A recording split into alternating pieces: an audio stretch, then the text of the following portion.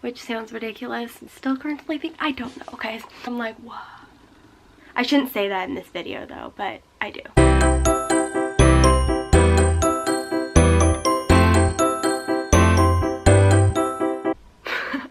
So, yes, it is the same day as when I filmed the one about the binders, even though I don't even know if I'm going to post that thing, but I just changed my shirt so it looks like it's another day.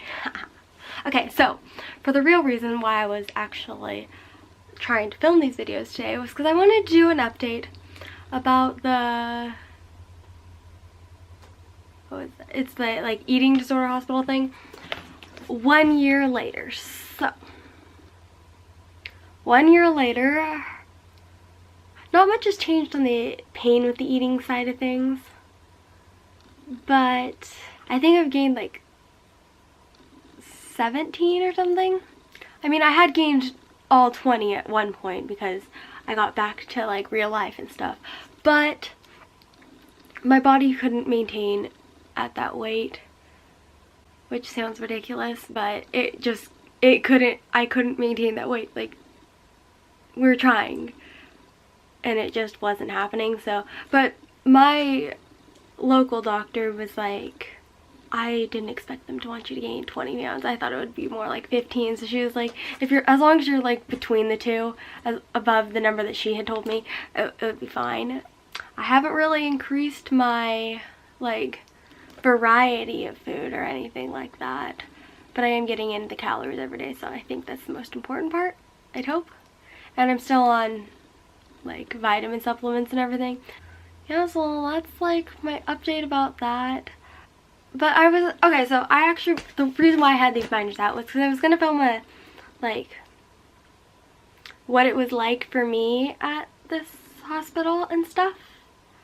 So I'll get the papers that I wanted to get to, and then we'll go on from there. Dun, dun, dun, dun. If that tells you anything about how I feel about this whole thing. So, these are all the papers. That's insane. That was 9 days. These papers are all like informational papers and stuff, and then these papers are from a local eating disorder place. I didn't have like, I guess it's still currently I don't know, okay? So I don't have like the typical like anorexia, bulimia, those types of things. So when I was there, I was really confused about the things that people were like they would say and stuff, because I didn't know those things were a thing. Like, I just lived my life like in my little bubble, and then when people like are poking things in my bowl, I'm like, whoa. Yeah, so they would talk about like binging and all that stuff, and I'm like, eh? And like, I don't know. And so like, this is the information sheet from the local place, and then, okay, so I'll talk about that first. So at that place we had the feeling wheel, and like they would talk about how the foods there like made them feel or whatever. I never understood this thing because I didn't have any of these emotions associated with food,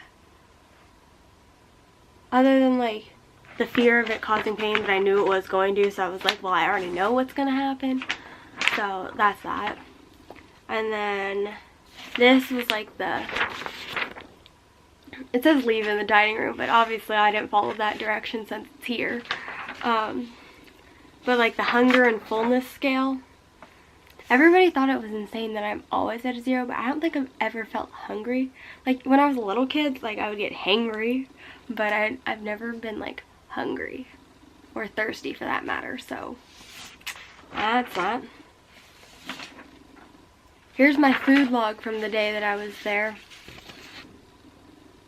It's empty because I went like 20 days without eating or whatever. Oh, oh look, I really followed directions well while I was there. Here's 2 more of those that both say leave in the dining room. And then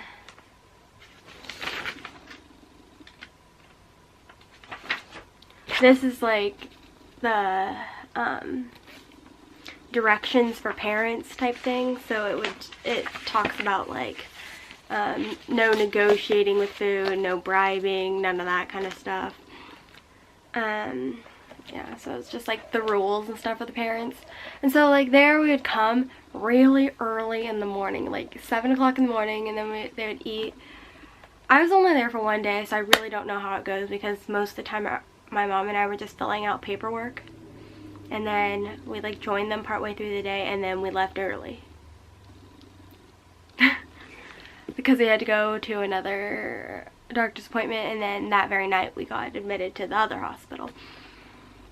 But so at the other one, here's the instructions, the like the parent instructions or whatever, and it has like all the, again, rules and things, and it has like all the people that were there, like the doctor and the teacher and the social workers and case manager, dietitian, parent educators, family counselors, physical therapy, psychiatry, and then all the things that we had to learn about because of like why we're there. So malnutrition, severe malnutrition, vital signs, what means stable, what's not, bradycardia, hypothermia, hypotension, orthostatic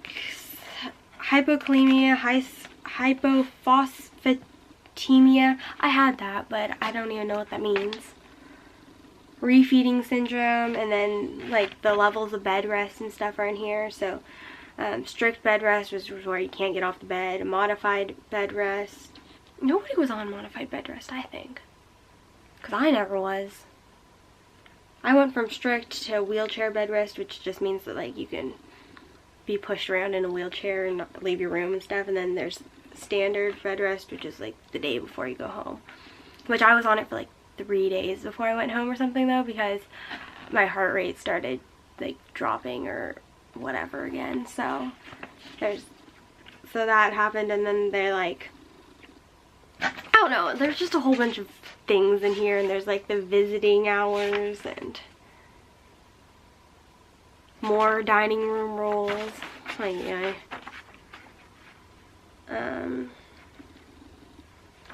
The things that you're supposed to take with you, which would have been helpful like before we went, but I could make a whole video about like what you're allowed to take, what you're not allowed to take, and then like what I had with me that definitely you're not supposed to have there.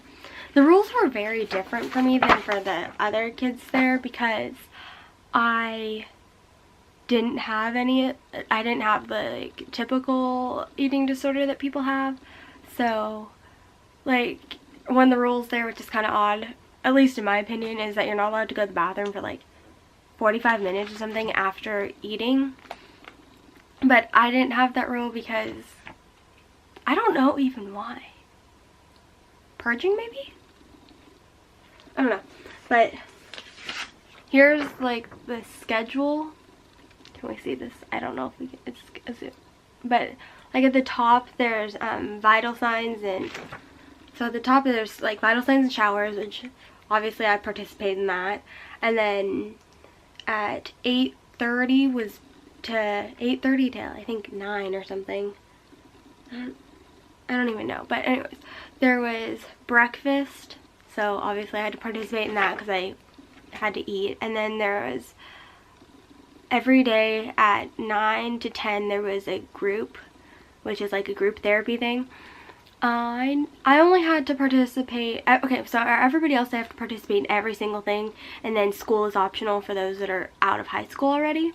But I only had to participate in one thing every day, just because like a lot of things didn't really apply to me, and that because of I didn't have any of those things, and then I'm not very like good at interacting with other people, so there's that too.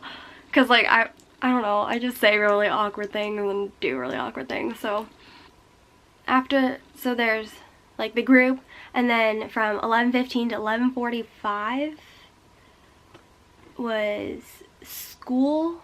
So that's an hour and a half of school. Some days I would go to that. It was like my one group activity that I would go to, and I would just sit there and like watch movies on my phone or something. And then another round of vital signs, and then lunch. And then from 1:15 to 2:15 there was another group. And so like that group would be like, they call it discharge group, but it's basically just talking about what happens once you're out of the hospital. And then like a group ran by the psychiatry team or nutrition group. I didn't go to that, so I don't even know what that means. Or recreational therapy, or like we did yoga and stuff a lot. I'm not really sure why we were doing that, and it was really like counterproductive for me because we were just stretching things that shouldn't have been stretched on me. And so I just ended up in more pain, and the cycle just continued, and so it was just bad. And so then from 2:15 to 2:30 was pretty much everybody was just waiting at whatever group there was to be pushed back to their room or pushed to the lunchroom. And then because then at 2:30 there was snack, and then from 3, so that's from 2:30 to 3 o'clock. Again, I don't know, I just hung out in my room because I never went into the dining room because people were eating peanuts in there, and airborne peanut allergy is not really a good plan. You don't really want to die while you're there. And so then another round of vitals, and then an hour, like hour and a half or something of free time. I would have my mom push me around, and we'd go out on the patio and stuff, or we would go into the parent lounge, which is really just a big room that's like a library with a washing machine in it and a coffee machine, but people would always burn the coffee in there, so it smelled so bad most days. And then at 5:30 to 6:30 is dinner and all that, and then 6:30 to 7:30 another like therapy, so activities and stuff. And then they had pet recreational therapy, but then somebody got scratched by one of the dogs, and so they weren't allowed to bring the dogs anymore. That was the only one I was looking forward to when they gave me this schedule, and I was like, he said something about dogs, and they're like, yeah, no, the dogs aren't coming. Sad, sad day.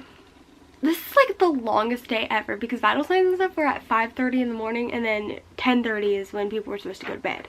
But I would go to bed at like 8. So from 7:30 to 8 there's vital signs, then 8 to 8:30 is another free time, but you never get your vital signs done during the vital signs like 30 minutes. You'd always end up getting them outside of that, like during the free time, because it would take forever because you have to lay down for like 10 minutes, and then there's only so many people that can do vital signs, and they're trying to run in and out of all the rooms. And then my bed was always all like wonky, and so my blood was all like in my head or in my feet by the time I was laying down. And then at 8:30 was another snack, and then I would just go to bed after that, but everybody else would go to another group. Pretty much every time you eat there's a group afterwards. I don't understand why. Like, people, I just want some peace and quiet. And then at 10 o'clock the kids under 12 had to go to bed, and then 10:30 everybody had to go to bed. So really, like, if you actually did everything on the schedule, you'd be one exhausted person and one very busy person. But I didn't do any of that, or I didn't do most of that types of stuff. I would just do one group or one group, but I would pick 1 or 2 activities every day, and then I would just do the eating and then just hang out in my room. And like, I don't even know how I didn't get bored, but like my mom and I would just like go around to the windows and stuff. And then once I was on standard, my cousin and my brother came and hung out with me, and like I would hide from them during vitals time because right after vitals you have to eat again, and I would be out of there like hiding, because there's only like 9 or 10 rooms in the entire floor that's used by patients. And so then after that you could just kind of like hide in the corner, and they have like all these broken chairs and stuff, so I was just like, please don't. And my cousin and my brother would laugh at me, but whatever. So then this was my occupational therapy thing. Is it focused? Yeah. So that was them trying to get me to increase my things that I would eat.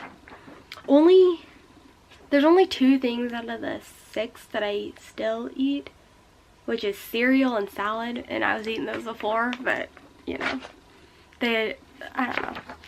And then what is this?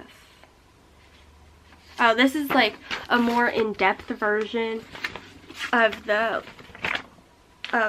like parent guidelines and stuff, but this one my mom had to sign, and it was like things that you can and cannot say during a meal time and all that kind of stuff, like avoid commenting about your child's food, about its size, appearance, blah blah blah blah blah. And my mom and I would talk about it all the time, because again, that wasn't the problem for me. The problem for me was actually just sticking it in my mouth and getting to eating it. I'm like, I didn't care about talking about the food, I just didn't want to eat it because I knew it would cause pain. And still, I like dread eating at all, which I shouldn't say that in this video though, but I do. But I just do it because you have to, or you'll end up back in this place, and trust me, 9 days there was enough. I don't want to go back for as long as I live. This is the, like, I'll cover up right here, the food, like, map thing guideline that my parents I had to go over with the dietitian. I put my finger over the dietitian's name because it also has her email and all that. I don't know. And it has like the things that had to be done. Things that I eat and like the rules of food and stuff on here. So like if I didn't eat breakfast, then I had to drink 2 replacements. But if I ate, then I only had to drink 1. And all that. And then like, so a snack is worth like half a bottle of replacement, and then a meal is 2. I don't know. When we got home, we switched it around. We didn't do it by like each meal and each snack. We just do it by the overall day, because it was just getting confusing, and then I was just falling behind on calories and we didn't know where the calories went. So that's how we decided to do it. And so it has like the grains, fruits, vegetables, proteins, dairy, fatty acids and all that, but obviously I don't have dairy because I'm allergic to dairy. But there's like, it tells like what each one is and all that. And then there's rules about like no caffeine, and certain types of teas are fine, and I don't drink tea, I don't drink caffeine, so it doesn't really matter. And so then like they gave us a whole bunch of these. I have more, and I think I threw them away, but these, so that like you could plan out or whatever. I was looking for another paper, but oh no, forgot to close the binder. Now all the papers are off of it. Well, there's information about like my replacement and everything, and that stuff is expensive because I can't have the like Ensure, or I don't know what the other one's called, Boost. I can't have either one of those because of the dairy in it. And then we did a trial of it at the hospital, and I ended up having to have like 200 milligrams of Benadryl. I found the papers that I was looking for. Well, there's like the typical hospital papers, like privacy laws and all that, that are written down for you to have a copy of, I guess. I don't even know why you would need a copy of that, but yeah, I got them. So here's like the school papers and stuff. So if you're there for a long time, you can, and you're still in like high school and stuff, you can keep up with your schoolwork. Or like for me, I was able to keep up with my schoolwork there when I was, and then if I needed to take a test or something, they could talk to the teacher there. And then there's like these things that we did. This is that discharge group, that group, the like one group that I went to other than yoga. And this one, actually I did art too. But anyway, this one is called the Recovery Action Plan. Again, it was more like, it was definitely focused on the like typical eating disorders. This is mostly focused on that. So then like it talks about how eating 3 meals a day is healthy, and like exercise, even though we weren't allowed to exercise. And like, I don't know why it talks about music and stuff in here. And then we had to fill out a crisis plan, which I don't even know what that means. You just fill out all your information, and then like the last few pages are about your feelings and stuff. And we like share our feelings and share our plans and stuff with all the other people who are there at group. And none of the stuff ever at group made sense to me, because like I didn't have any. It's pretty much like the feelings wheel again from the other place, but more about what it has to do with like around eating and things, or around food, your feelings around food. And I didn't have like any of those feelings around food.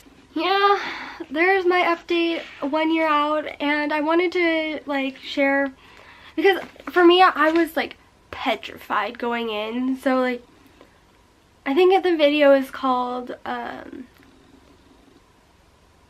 Serious Talk and Shield Your Eyes or something, because the night that we had originally talked about going into this hospital admission, we had gone to see my brother perform at homecoming, and his dance moves, oh, that's why I called it Shield Your Eyes. And so yeah, so I was like petrified going in. So and I looked on the internet, so I had like 4 or 5 days between that video and then when we actually went, because of insurance and all that, you know how that goes. And what am I trying to say? Oh, so for 4 or 5 days I like searched for videos and I couldn't find, like I found maybe one or something, but it was like totally different than what I experienced. Like the video that I found, it was a like eating disorder unit that was also a psych unit, and mine wasn't that. It was just an eating disorder unit. So like they said stuff that like happened with the psych part, and I was like, oh my gosh, but that didn't happen for me. Thanks for watching it. I'll see you next time. Bye.